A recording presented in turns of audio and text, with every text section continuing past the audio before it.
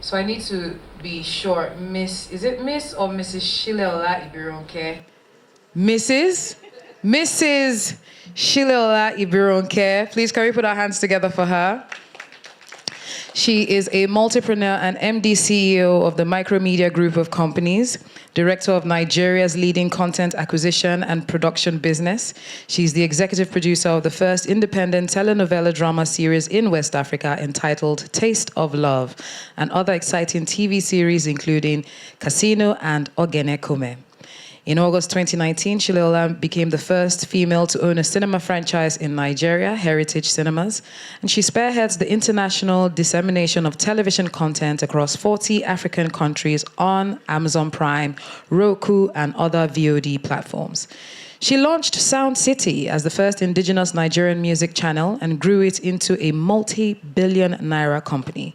She holds degrees from the University of Abuja and Lagos Business School with postgraduate courses at Harvard Business School and London School of Business and Finance. Can we please put our hands together for Mrs. Shileola Ibironke? Up next is Miss Onyeka Nama. Onyeka Nama is the general manager of Cinemax Distribution Limited and has also, can we put our hands together for her, please?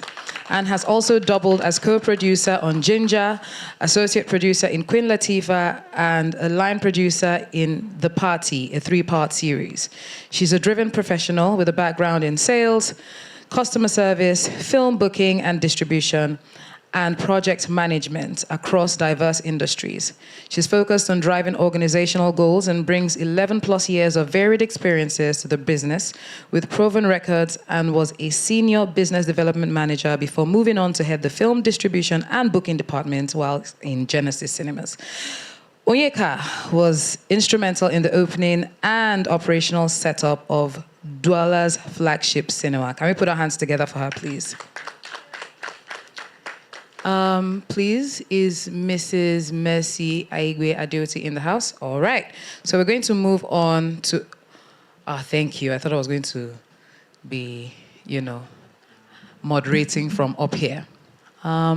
Is there a microphone on everyone's seat? Just one more?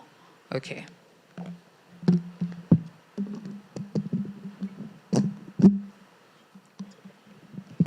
Thank you. All right.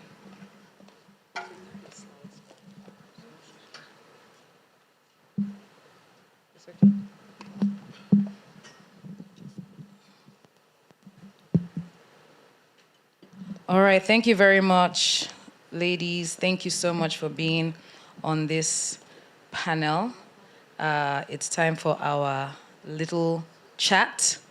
I would have really loved if Mrs. Adeoti was here on the panel, but we're going to move on without her. But this question is going to go to Ladu, Onyeka, and Shileola. First off, Ladu, thank you so much for your presentation, and the data shows clear box office performances. I'd like to also give a shout out to my Ginger sister, Kiki.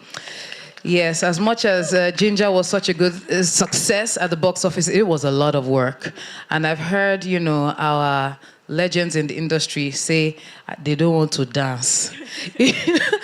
If we don't dance too, we'll be very, very happy about it. And this particular panel is talking about the logic behind the box office showtimes, which is something that I personally didn't really understand up until, Ginger came on. But, there's been a lot of, in December, there was a lot of commotion with various production houses as regards, there was. Ladu. Other production houses about, some movies being favored over others. And I know that we're first a business before, we talk about the kinds of content that we put out there. So I'm going to ask now, and this question, I would really appreciate it if all three of you can, drop your little ideas or sense on it. For those of us on the production side, I want to ask, what are the key takeaways? What exactly should producers understand about how showtimes and box office allocation actually work? Let me start with Shileola, just because Ladu just gave a presentation now. So please go on. Do you want me to take the question again? All right, you were a bit distracted. Um, what should producers understand about how showtimes and box office allocation actually work? All right. Good afternoon, everyone. Good afternoon. I would like to say that short times would ideally be like airtime, right? So there's a limited time to when cinemas operate, which is between the hours of 10 a.m. and sometimes 10 p.m. So that's just about 12 hours. In between that, there's maybe 90-minute movie or 105 minutes. You also have to give time for exit and entry of the customers.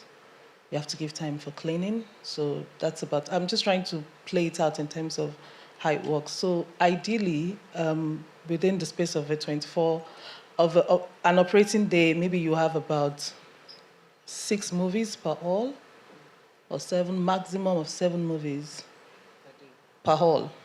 Yes. So if you have 4 halls, you just have 28 showtimes. Thank you. Yeah. And in between that, what do you have? You have Hollywood, you have Nollywood. Now that would be any categorization of halls would be the eyebrow cinemas, the communal cinemas, the inner city cinemas, right? When you begin to scale down these days, you realize that most cinemas that are kind of like opening, the indigenous cinemas, they don't open more than 2 halls. So you don't have more than 6 showtimes within a day, and that gives you like 12. If you have 2 halls, you don't have more than 12 screen times to show. I know that you listed a lot of things about my memoir or my bio, but you didn't also state that that I'm the MD of Heritage Cinemas. So I'm seated here as the cinema exhibitor. Oh, sorry, I didn't hear that. Yeah. Because when they read that to me, I was like, maybe we'll take the micromedia out and just restrict ourselves to the, yes. So it's very limiting in terms of what Showtimes can offer to attend to everyone. When you now get to the seasonal period, we have to remember that cinema owners are commercial venture operators. I'll just leave it at that. Onyeka, over to you. What should producers understand about how showtimes and box office allocation actually work? All right, thank you. So, like she rightly said, you have just few show times in a day to show a particular film, and cinemas are business owners at the end of the day. So most times, if a film booker is looking at a film, is looking at demand. They're looking at, okay, if I give this show time to this film, will I make this money? Because trust me, those cinema locations have targets, and in their head, will this film give me my target in terms of box office numbers, admissions, and concession? So they check all those things. So I think what producers should know about the logic behind box office is that they need to create the sense of demand for their titles. They need to create the fear of missing out for the audiences so people can come and see their films at the cinemas. And it should not just limit what they've done to the industry people or their friends, because 98% of the people that will come to the cinemas are not your friends. They are not the people in the industries. They are people outside the industry. So, like Nas said, everything new again is out, but someone was asking, when are you coming to cinemas? So it means that the people out there might not have heard that a film like that is coming. So a film booker is looking out for those things. So if there's demand for the film, they will give you the show times. Thank you. Ladu? Okay, thanks. Onyeka really put it rightly. The only 2 things I would say is, number one, the only way the cinemas make money is if your film make money.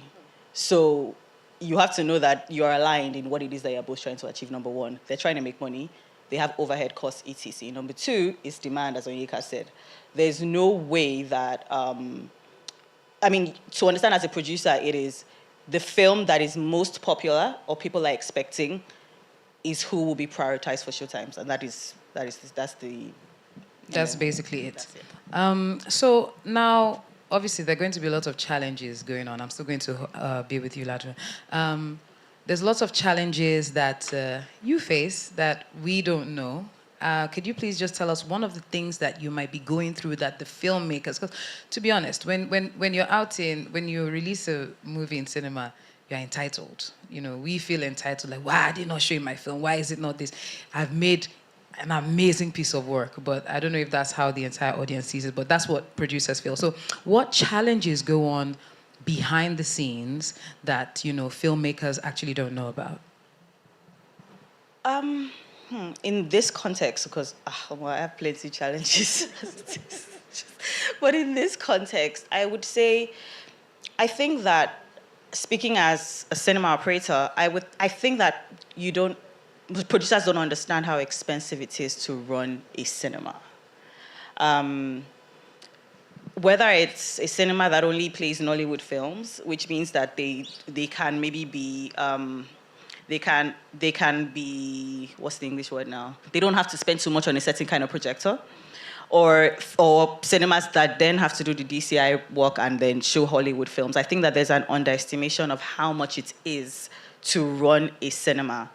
If you understood that, you would understand why the decisions are this is it, and I'm not changing it because of how challenging it is. All right, thank you very much. I'll come to, I'll come to Shile. Oh, she doesn't have a microphone. Oh, you're both sharing. Oh, snap. Is it possible to get one more microphone so that it's fine? All right, great. So let me ask, what can we do, producers and exhibitors, what can we do to make the relationship between us a bit more transparent? Now, we often hear, even though now that I'm, in the business, Kiki and I, we can relate to this. We often hear, it's cinema that collects all our money. It's cinema and taxes that collects our money. How can we make this relationship a bit more transparent so that we're not always complaining? Because we find that we always, Kiki, I see you rolling your eyes. Yeah. So I would say that we have to be more quantitative in our approach to at the creation of the content itself, that's the film, and understand what quotient of it do you expect from the box office. Now, we all know that when they say the box office has hit 1 billion, there's a quarter of it that does not belong to the producer. So you ideally have not even earned that value. So it's like saying that if out of 100, the quarter that is a percentage of it, maybe just 40% of it returns back to the producer, then I believe we should start working towards 4 billion instead of 1 billion. So because when I know you can heave a sigh. 4 billion. It's possible. It's very possible, actually. I believe it's possible, owing to the fact of what ensued during this holiday season. As of today, all of those titles that have crossed over 2 billion are still selling. They're about the only titles that people still come in to watch in our cinemas, in like where my locations are. That's ideally, I have one location that is strictly a community cinema location. They won't come out every other day.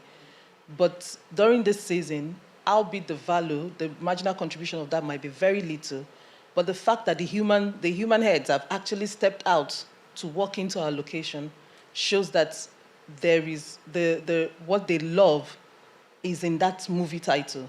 So I think it's about the quantitative analysis of the movie itself. The revenue is highly important to the producer. That way, everyone has transparency works. Like she said, there's what is called schematics, right? The cinema owners, we have operating costs. If you own a DCI, it's just 1,500 hours for you to click that lamp. Lamp is over $1,500 or $2,000 in 3 months or 4 months. So in 3 cycles in a year, you're going to spend how much? And then you come back to me and say that I've taken all your money. The cost is really high. You know what diesel cost is? Yeah. Aside from that, nothing can ever make that light go off. So aside from you're having multiple sources of energy, you must have the one that is inverter-led, whereby in between there's no transition break. Do you know what that means? That means you have to constantly change your batteries on a yearly basis. And as we love this setup and all of that, once the holiday season is out, all our seats are being replaced. Because the people that love your titles, when they come in, they behave like average Nigerians, stretch their leg and break the seats. Yeah, yes, I'm giving you facts. Now, when you come to that location and those seats are empty, what do you say? You take a picture and post it. Peace up, don't come to Heritage Cinemas. Yes, so we give you, what we sell is experience. His experience. Yeah, if the light goes off while the movie is ongoing, the producer would come back, but then sound we don't has got to be great. The sound has to be at its highest level. And are you aware that you have to keep vacuuming and painting all the time? We don't even bring that information. You don't share those things. Your lounge chairs cannot look awry. You have to constantly change that. So please, someone is saying something. Who added? Someone said something in the crowd. Oh, thank you. So I'm giving you the reality, your exterior location. Talk less of the softwares that you then have to sign up to and pay monthly for that title that you brought to project. You have to pay a monthly fee to the software company that allows for that content to be displayed. We pay in USD. Please convert that. That's the honest truth. So when we request maybe a quota of that box office ticket that we sold, it's not profit to us. It's sealing our operating costs. It's fitting us together while just a retail firm like every other retail outlet you visit. Thank you. Thank you very much. Thank you. Lado, I'd like to ask, and I'm sure this must have happened before. Say, for instance, there's some titles, local titles, that people are just not interested in watching, but they haven't run, their due course in cinemas. How would you schedule such titles? Well, first, I'm happy that it's not my job to schedule those titles because it's a really tough job to do. The polite answer is that you would be kind and give it perhaps an earlier showtime so that it runs its course. Because economically, that is the Christian thing to do. If you are being a businessman or a businesswoman, and some of the cinemas here do that, they will not confirm that a film will run any period of time because they reserve the right to say if it's not performing and there are seats to go somewhere else, I want to take it out. Now, as a distributor, I don't agree with that. I think that it is our job to create the audiences. I think it's our job to do a bit more. It's why I would encourage the cinemas that I work with and work with them as well to say, how can we market for your people? What can we do to support the demographic in your area? But I understand when people cut it short. So it really, if it's a Nollywood film, I would be nicer if it was me, because I feel like there's something there with Nollywood, and if we all just sort of come together and support this thing, then there will be people that like thrillers as much as they like romance, as much as they like action, etc. So I would, if it was me personally doing it, I would give at least 2 weeks to a Nollywood film. If it was a Hollywood film that didn't perform, yeah. That's it. Yeah. That's it. Okay, Onyeka, let me come to you. And this question, everyone would also answer it. Now, if we could design a better system for box office allocation and showtime negotiation, what would it look like? What exactly needs to change? Okay. First of all, I think this is a tough one, though. Well, first of all, I think the main problem with Showtimes is that we don't have enough screens. So we have limited screens, limited hours in a day to show these films. So it's not like we have 24 hours. It's not like we have cinemas with 10 screens. So we have some cinemas with just 1 screen. We have cinemas with 2 screens. And like she said, you can just schedule like only 6 films. So I think what we can do is we have to create films that people want to watch so that everybody gets an opportunity. I think that the minimum time films, this is me talking as a distributor right now, I think the minimum time film should show like the least time you can give the film an opportunity to show should be 2 weeks, because some films have slow starts. Like in their week 1, they might be slow and they'll pick up in week 2 and stuff like that. So I think maybe cinemas should be kinder and give us like 2 weeks minimum, instead of after week 1 and it's not performing. And after week 1, don't give us 8:20 a.m. No, so so now the cinema is Okay, open by 9:20 a.m. So at the same time, we need to understand that the cinema is a business. So they'll really schedule the films that have really performed well in the previous week. They'll schedule it and give them the prime times.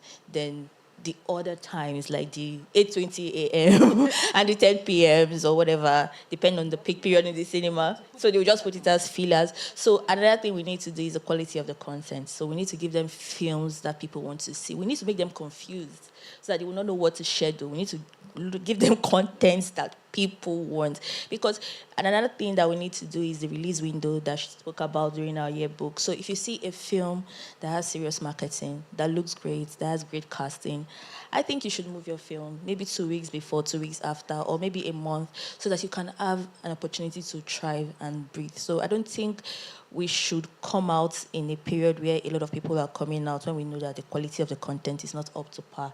That will also help the scheduling of the film, so people are not confused or feel cheated at the box office. Yeah, thanks. Pretty much. Okay, thank you very much. Shileola, the same question. Do I repeat it again? All right. It's if we could design a better system for box office allocation and showtime negotiation, what would it look like and what needs to change? Okay, let me add to it. When is Heritage opening more cinemas? Heritage would open more cinemas as long as we get more funding. That's standard. Our wish is to open in so many remote locations, just be the connect. But if you try to look at the experience we've had in the last year in our very remote test of the remote location, you might want to be a bit assistant. Because in the long run, like we said, everyone runs the same you know, whether you're a big cinema or a small cinema, you must buy projector. You must buy, you know, that just some basics. Some basics that is this, we all incur possibly the same cost on. If I would look at what design should be better off, that would satisfy both producer and the cinemas, you won't like my answer. I would say that maybe the best-selling movie should have the only title, The Old Day. I don't think you got that. I did, but it's not good for the others now. Obviously, yes. So I don't think what we have now is out of context or out of operating guideline that is sufficient for everyone. Like rightly said, it's the movie demand determines viewership. Yeah, so you don't want to have an empty or when you have a large crowd outside. Just in the context of supporting the cause of Nollywood, right? You would want to obviously have your customers who also have a short period of time to spend at your location. If they get there and they say that the movie they've come to watch, maybe let's say BTS, is not showing at that time, I believe there's another cinema just about a kilometer away. They would leave. And what you've lost is the propensity to get that person to spend more, because we as cinema owners, we don't really rely on the box office tickets, concessions, games, and all of that. So we have to think in that direction to just understand that, yes, the movies are welcoming, but we've kept these your customers for the past 365 days. So they're coming to us. They would choose our location just not only for the movie, for ambience. They would choose your location for nearness to where they live, possibly, and also for comfort. So many other reasons why they would choose that location. So I would say that the way the box office scheduling is right now it should suffice and continue that way. So what happens? Because I wouldn't say for my movie personally, but complaints that have come up online. You'd hear, oh, I got my tickets online. I got to the cinema, and the said time that I bought this ticket for, there's another movie showing. Oh, I walk into the screen and they're seeing something else showing. But on entry it's like, oh yes, this is the movie that you came here for. What happens in those cases? Like they've always done, flag it off, report it to the Cinema Exhibitors Association. So how does that benefit the consumer? Because they feel like money is lost. In most cases, they don't even get refunds. How can we avoid all of that? Those are processes that we're looking inward as cinema exhibitors and trying to get all of our association members to try to stick by what you've sold. You understand? So best way is maybe you put a bit of penalty to it and all of that, and then you can always sanction the cinema location. Well, aside from that, what happens right now, just report it, flag it off, report it, and it will be taken. As long as there's proven evidence, it would be addressed. Thank you very much. Over to you, Ladon. I wanted to actually take a stab at your question in terms of the complaints. The truth is, as I said earlier, there are 122 cinemas, right? If you check the complaints that came in, there were probably not more than 5 cinemas. Because it's loud, it seems like it's prevalent and there are all these issues happening. But more often than not, they're actually not happening. A lot of times because again, I would chase the ones that happen to the films that I've distributed, right? When you chase what has happened, why was this ticket bought, why didn't it show? What happened is the AC went off in the Nigeria happened to that cinema. The AC went off.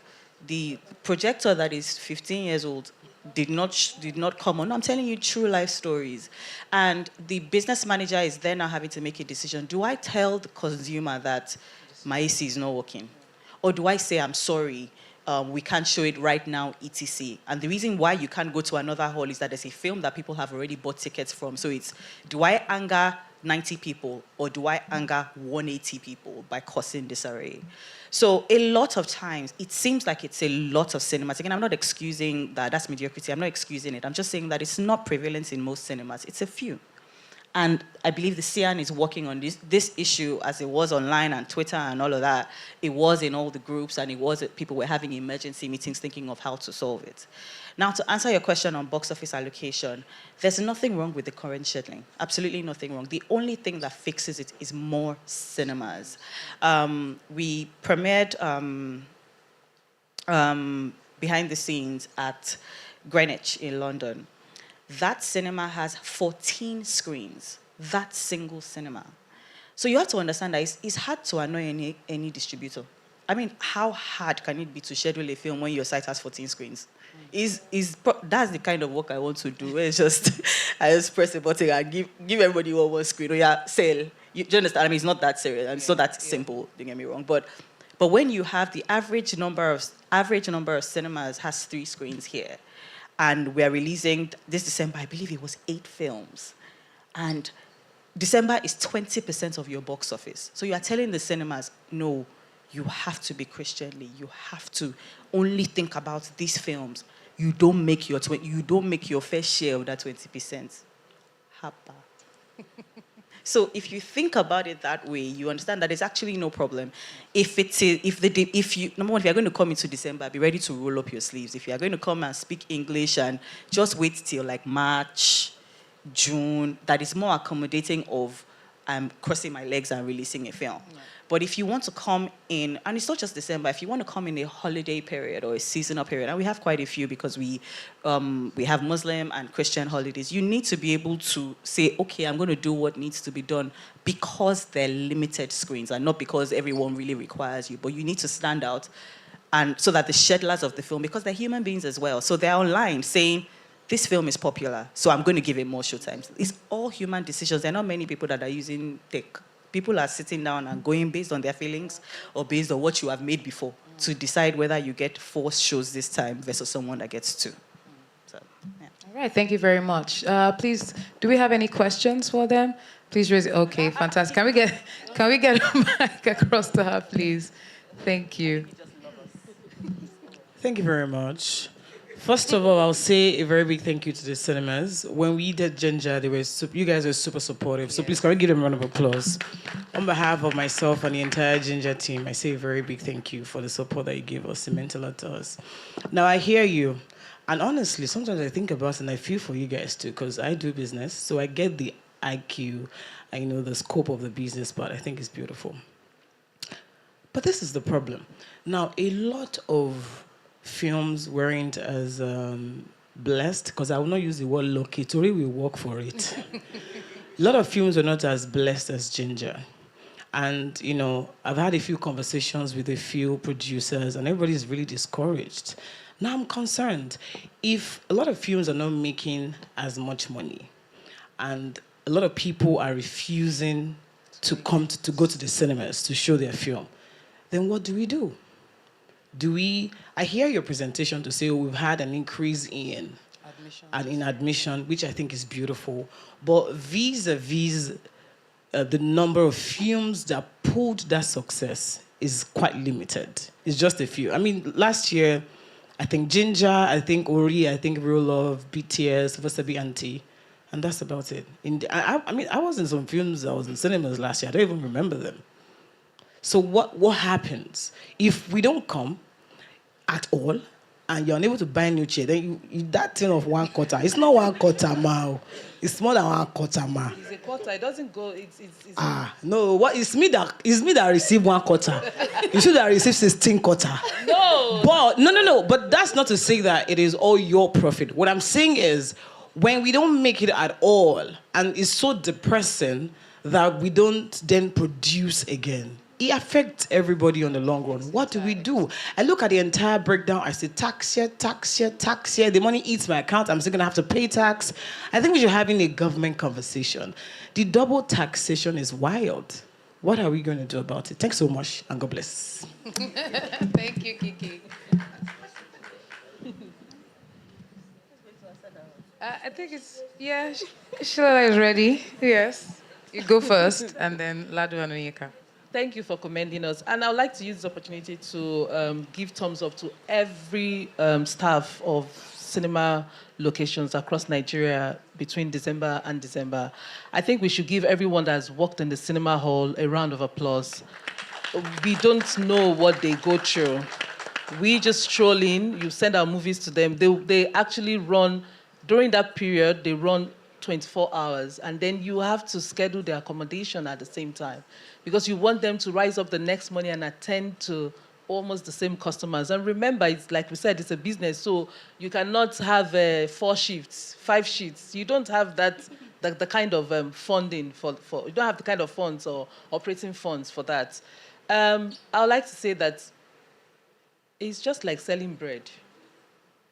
If ShopRite bread is the best, everybody sells bread in Lagos. But there are some key locations that's the only bread people buy. Are you going to tell the other people selling bread, are you going to announce to the bread making association that it's unfair that the other people are not, they're not making the kind of sale that maybe a ShopRite or Boku bread is making? That's the same thing I believe the title that comes with movies should be seen as. The producers that hit the box office, they're able to reproduce more that would give us more box office titles. Maybe we should follow or lean through or understudy what exactly was, is, and would be their success story.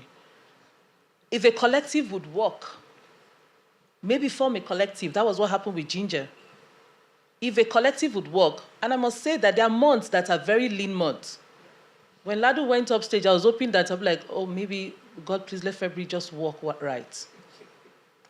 So it's an abeg God story for us, exhibitors. I'm telling you the truth. If the distributors don't give us good movies, we have months that we'll be calling them and saying, please, what's going on now? Okpe knows. I'll be like, these are other distributors. These months are like, please, what is happening on your side? Are you not bringing stuffs out? I'm calling the next distributor and saying, but even that your small one that you did that day, will you not? And then you tell me maybe you produce some title. I'm like, that's not for my location. I wish you well on that. It's also profile. There's also a bit of profiling to it. Speak all the English, but they won't watch it. No, let's be truthful. But have all the aerial, drone, everything.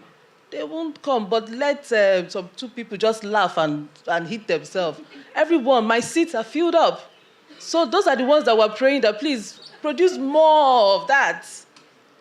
Because we're 365 days, like I said, we operate 365 days. We also want to hit the billions, if possible, every day. I know so we want more producers to work. We want them to also understand the selling factor. what exactly makes this movie sell so much year in, year out? That in the just that singular title amounts for, like she said, 20% of your, it's not even 20%, Ladun. Honestly, in some of my locations, that's the only money we made in the whole year. I'm telling you the truth. The only money that was made in that whole year. Meanwhile, our operating cost is sacrosanct, it's standard. You pay it month in, month out, whether you like it or not. So we want more people. Kiki, I hope you're listening. We really want more collective. Come together, please. If you can come together and produce, and then let's learn what exactly has made other titles, sell, have such high sales. Scheduling, I think, is one of the tiniest bit of how that movie would sell. I think more work is being done. Because if that movie is selling, you have 3 showtimes, 4 showtimes in a day. Like we said, it's all about demand. So production companies should kind of like maybe come together and sell. I realize that the face sells it all the time. So maybe more faces together. Thank you. Thank you very much. Onyeka? Okay.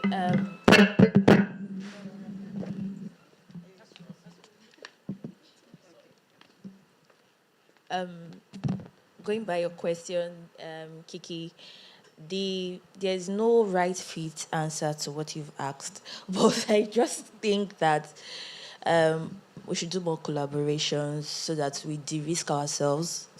Because if you take all that money, go to cinema, and you're not happy with what you get, I think it's better if you come with a group of people, reduce budget, then do the cinema bit so that the loss factor is not so much. Because honestly,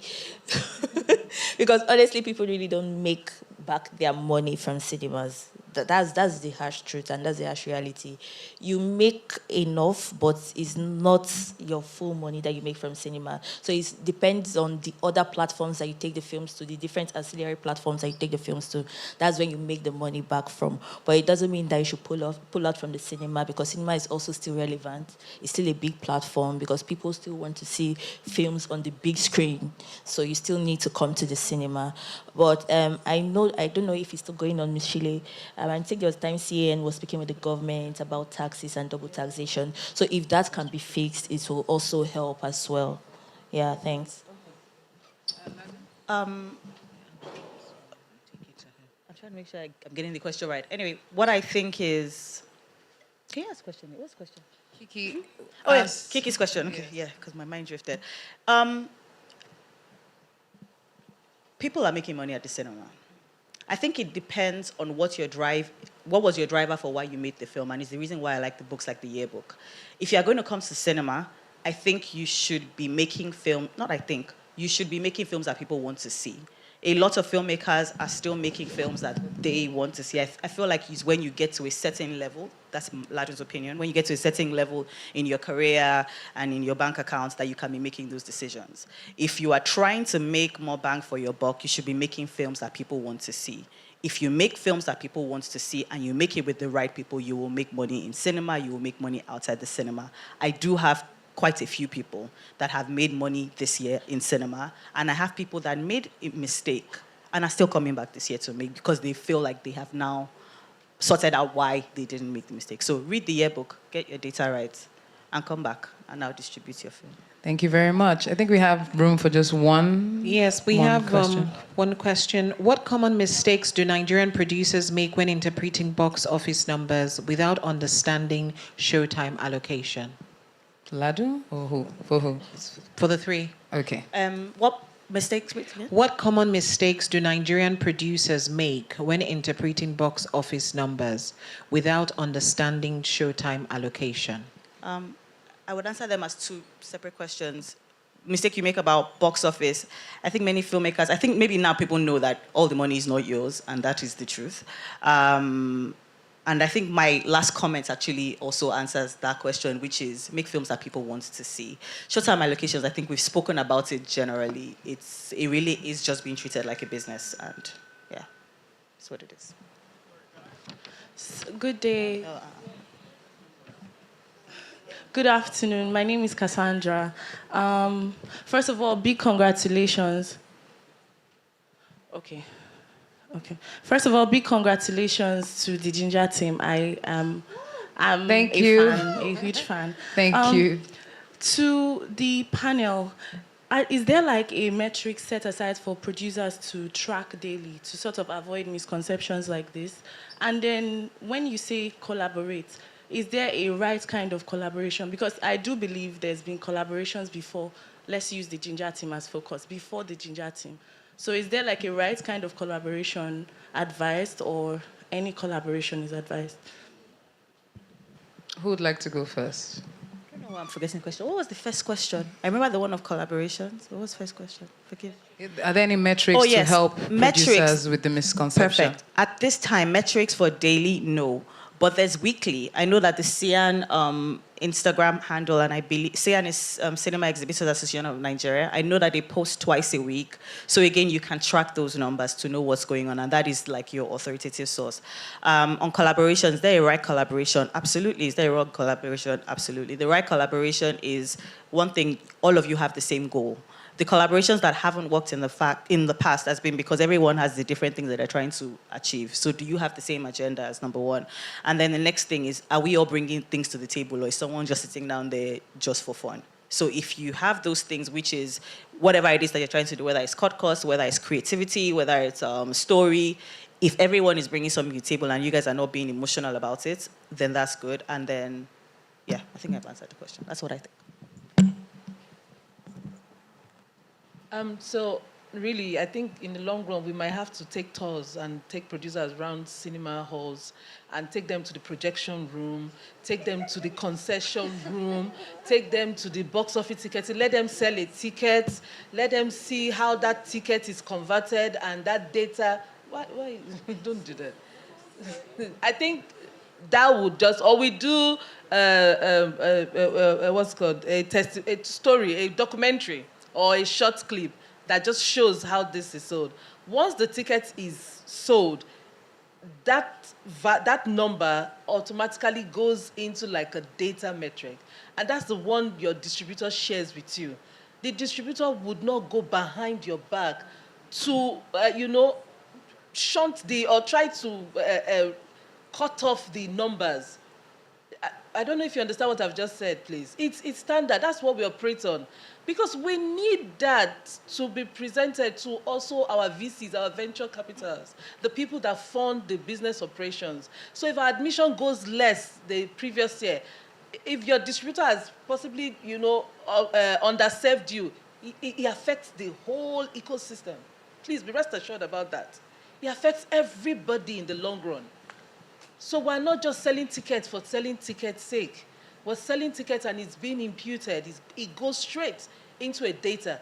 That data is not even weekly. That data before the end of that working day is submitted. Submitted not just to your distributor. Everybody gets it. It's a clean sheet. Yes or no, distributors, you get it. You know you know how many people how much I made it yesterday. So it's 24 hours. I think we've worked so hard to be transparent in this process. And remember, we don't only sell tickets at the cinema halls. We have other things that we sell, which invariably also maybe is, computed together and makes a value that you then end up paying. So that's why sometimes when you go say, yeah, it doesn't work that way. We all went into the business and signed forms. And you have to. So that software I was telling you that we have to pay monthly in USD. That's the one we're doing, paying the. I'm explaining because the metric. That's the USD that we're paying to, so that software can work, so that ticket that person has bought does not become you and I facing each other, bolekaja kind of situation. It becomes computer. It goes in. Oh my God. Yeah, that's what I'm saying. So maybe, you have to break it down and explain to them. And that's what we all see at the end of the day. And that's why those numbers, the 2B numbers, that's where they all came from. Yeah, very true. Thank you. Thank you. So we have, sorry, Onyeka, so we have one more question, yes? Okay. It's a very simple question. Films that people want to see is not a genre. how do we know the kind of films that people want to see? Like, it is really not a genre. That's a simple question. Thank you. Yeah, and I agree with you. And again, that's why I refer to the yearbook, because again, the genres over the past, I believe it's the past 7 years, it's actually broken down. The ones that have worked, the new entrants, what we expect to come. So yeah, it's not a genre, but again, this information is actually available. And some people, we are just not looking for it. But if it is genres, the genres are broken down. You know that there was one time that thrillers weren't working. I know a lot of people have been saying comedies work. It's not only comedy. That is wrong. Dramas have been working quite well. Action comedy. So again, even the genres also even matter in whatever season you're bringing it out as well. And these are mistakes that we have made and learned from it. There's some seasons that work well with action, and there's some that you need comedy because things are, rom-com. So it's understanding that, and that all is in the book. Yeah. Okay, is it possible for us to please pull up the QR code again for the yearbook so those who haven't scanned can scan again? Eka, any final words? No final words? Any final words from our lovely ladies of the panel? All right, please can we put our hands together for them? Thank you very much.